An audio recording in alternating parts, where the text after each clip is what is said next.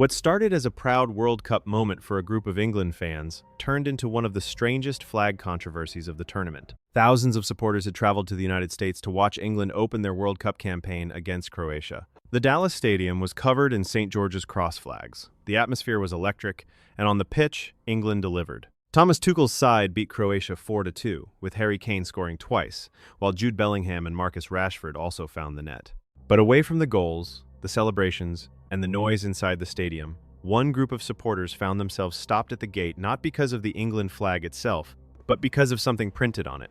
A submarine.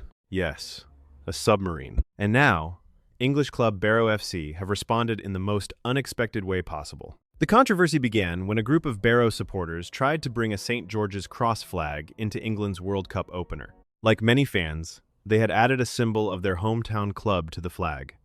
In this case, it was the Barrow FC crest. But Barrow's badge includes a submarine, a tribute to the town's long history of submarine construction. That detail became the problem. According to FIFA regulations, military imagery is not allowed to be displayed on flags at World Cup fixtures, and under that rule, submarines are treated as military imagery. So even though the banner was an England flag, and even though the submarine was part of a football club crest, the supporters were told they could not take it into the stadium. For the fans involved, the decision felt harsh. One supporter, John Little, later spoke to the BBC and said he could not believe what had happened. He said he understood why images like guns or knives would be banned, but not a submarine. And that feeling quickly spread. To many supporters, the situation seemed bizarre. The stadium was full of St. George's cross flags. England fans were showing their colors everywhere. But this one flag, because it included Barrow's badge, was blocked. Then Barrow FC decided to respond. Instead of issuing a serious statement, the National League club leaned fully into the absurdity of the moment. They published a temporary version of their badge with the submarine blurred out.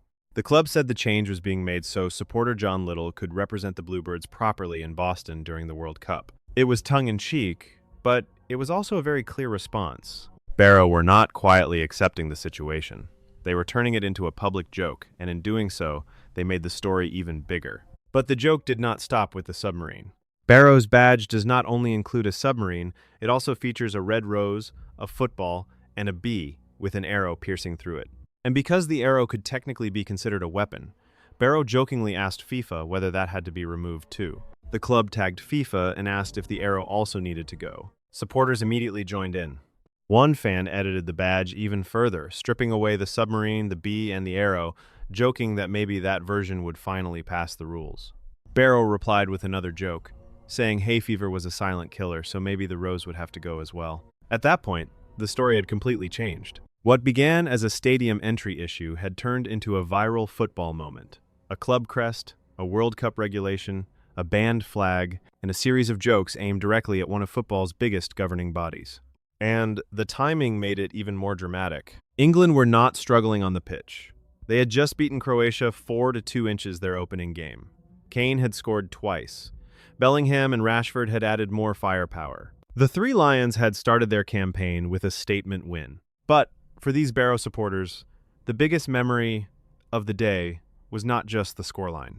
It was being told that their club's submarine badge could not enter the stadium. FIFA later informed the supporters that they could cover the submarine and submit a new application for the flag to be allowed at England's next fixture against Ghana on Tuesday, June 23. John Little confirmed they would try to do that. So now, the big question is simple. Will the edited flag make it through next time? Or will another part of the Barrow badge somehow become a problem?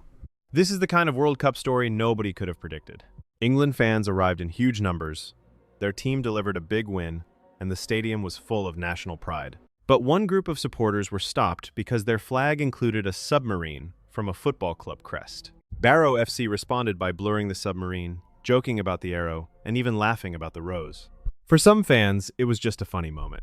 For others, it was a sign that tournament rules can sometimes feel far too strict when applied to ordinary supporters. Either way, the story has now gone far beyond one flag at one stadium. It has become one of the strangest talking points of England's World Cup campaign so far. A banned flag, a blurred badge, a submarine controversy, and one English club turning FIFA's rulebook into football comedy. Now all eyes move to England's next game against Ghana. And for Barrow fans, the real drama may not just be on the pitch, it may be at the stadium gate.